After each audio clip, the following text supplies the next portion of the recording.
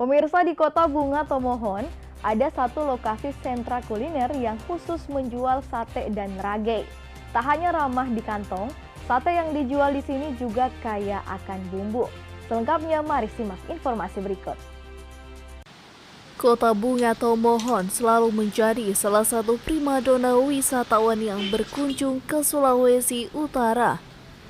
Udara yang sejuk serta keindahan alam di Tomohon selalu mengundang decak kagum. Tak hanya itu, Tomohon juga ternyata kaya akan kulinernya. Salah satu yang diminati adalah sate babi dan rage khas Tomohon. Tepatnya di Jalan Raya Tomohon, Kelurahan Talete 1, Kecamatan Tomohon Tengah. Sebelum dibakar, sate akan direndam selama kurang lebih 1 jam dalam bumbu tradisional.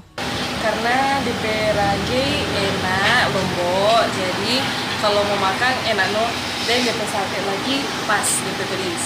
Mary Posuma, salah satu pedagang sate dan rage, mengatakan di akhir pekan sate babi yang terjual bisa mencapai 4.000 tusuk sedangkan rage 1.500 tusuk.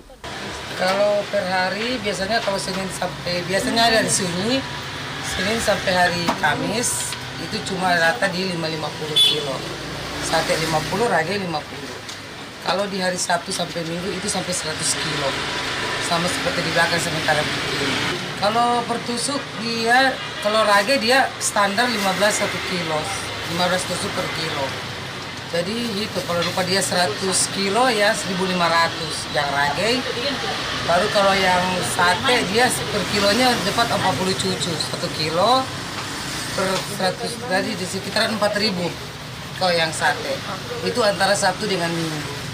Harga sate dan rage Tomohon ini terbilang murah. Satu paket nasi sate dan kuah brenebon hanya Rp23.000.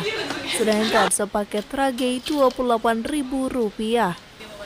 Regina Mangke melaporkan untuk Kawanua TV.